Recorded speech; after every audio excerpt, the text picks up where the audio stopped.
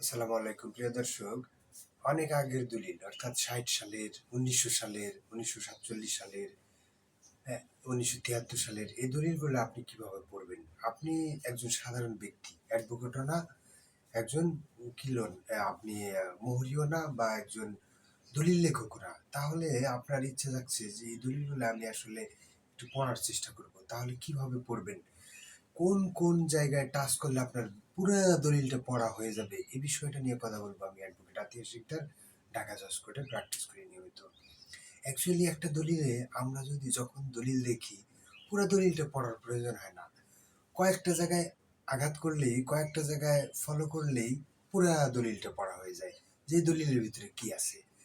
দেখুন, আপনি অনেক আগের একটা দলিল হাতে পাইছেন, হাতে পাওয়ার পরে দেখুন আমিও হাতে পাইছি, আমার কাছেও আছে।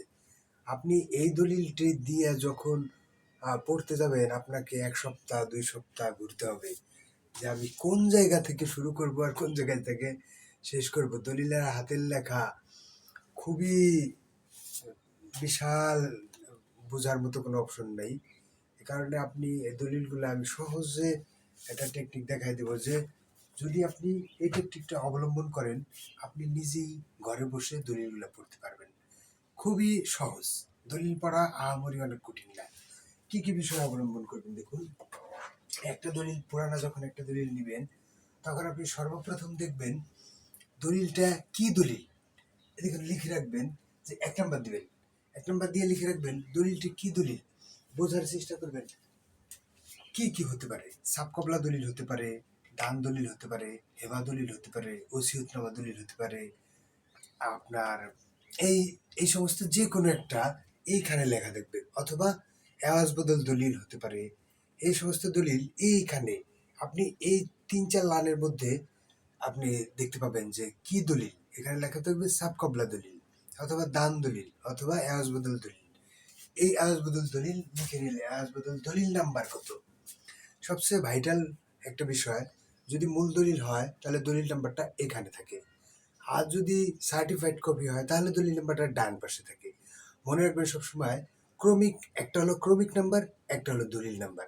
ক্রমিক নাম্বার সবসময় দলিল নাম্বারের চেয়ে একটু বড় হবে, এটা একটা টেকনিক। দলিল নাম্বার সবসময় ক্রমিক নাম্বারের চেয়ে একটু ছোট হবে। অর্থাৎ যদি এখানে আছে ৬১ ৬১৮, এই ৬১৮ কিন্তু দলিল নাম্বার না। যখন নাকি দেখবেন ৬১৮ ৬১৭ হলেও কম আছে, মানে একটা কম থাকবে, প্রায় এরকমই ঘটে, তখনই এটা আপনি ধরে নেবেন দলিল নাম্বার। একটু বড় হলে সেটাকে দেবেন, ধরে নেবেন ক্রমিক নাম্বার। আপনি দলিল নাম্বারটা লিখলেন, এবার লিখবেন দলিলের তারিখ। কারণ আপনার কাছে যখন ১০টা দলিল আসবে তখন আপনি যদি তারিখ লিখে রাখেন তাহলে আপনি ফাইন্ড আউট করতে পারবেন এটা আগের দলিল, এটা ১৯০০ সালের দলিল, এটা ১৯৪৭, এটা ১৯৬০, ১৯৮০, ২০০৯, ২০২৬ সালের দলিল। তাহলে কি ফাইন্ড আউট করতে আপনি দলিলগুলো গুছায় ফেলাইতে পারবেন।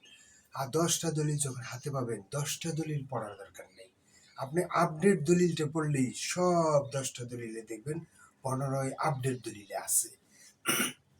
এই কারণে একজন অ্যাডভোকেটের কাছে আসলে ১০টা দলিল পড়ে না, ওই আগে খুঁজে যে আপডেট দলিল কোনটা, তারপরে সিরিয়াল, যদি সিরিয়াল মেনটেন করতে না পারে পরবর্তী কার্যক্রম গ্রহণ করে। যেমন ধরেন এটা প্রথম দলিল হলো ১৯৬০ সালের দলিল।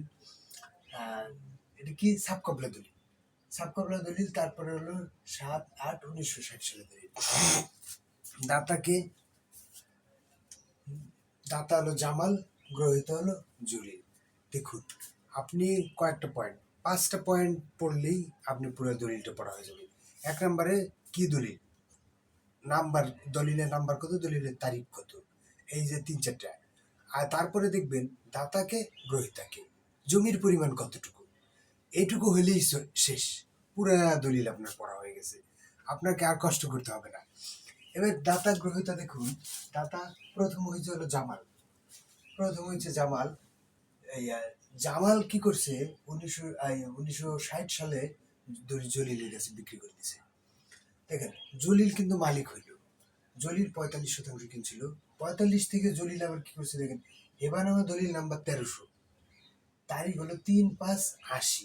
এই যে দেখেন দলিলটা আপনি যদি এভাবে সিরিয়াল মেনটেন করে রাখেন আগে মেনটেন করেন, পরে আপনি মিলেন, ওই যে কোনটা আগে পরে তাও কোনো অসুবিধা নেই। ওইখানে জলিল হলো দাতা, এবার আসছে কি গ্রহিত হলো কালাম, অর্থাৎ উনি কিন্তু হেবানামা, তার পুত্র হতে পারে, তার কন্যা হতে পারে, যে কেউ স্ত্রী হতে পারে, হেবা করে দিয়ে যেতে পারে।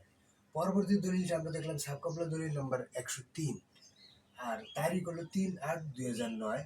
দিচ্ছে কেটে দেখেন কালাম, কালাম কিন্তু হেবা সূত্রে দলিলটা পাইছিল, জমিটা পাইছিল কালাম পাইছিল কত? কালাম পাইছিল হলো 25%। 25 থেকে সে আবার 25ও বিক্রি করতে পারে, কম বেশিও বিক্রি করতে পারে। দাতা কালাম গ্রহিত হল মিস্টার এস। মিস্টার এস জমিতে এখনো ভোগ দখলে আছে এই ক্রয় সূত্রে মালিক। যদি মালিকানার এই চেইনটা ঠিক থাকে, দেখেন উনি কতটুকু কিনছিল, 25ও কিনতে পারে, 25-এর কমও কিনতে পারে। কালাম যে 25-এর মালিক হয়েছে, সে 25 থেকে 3-4 জনের কাছেও বিক্রি করতে পারে, তো 3-4 জন ওই দলিল সূত্রে মালিক হবে। আপনি যদি এই 4-5টা পয়েন্ট বা 5টা পয়েন্ট যদি পড়তে পারেন, পুরো দলিলটা পড়া হয়ে যাবে। তারপরেও যদি কোনো বিষয় জানার থাকে আমাকে বলতে পারেন। এই দলিল বিষয় নিয়ে কথা বললে অনেক কথা বলা যায়, হয়তো আপনাদের ধৈর্য হারিয়ে যেতে পারে, তাই আমি আজকের মতো এখানেই শেষ করছি। সবাইকে ধন্যবাদ। আসসালামু আলাইকুম।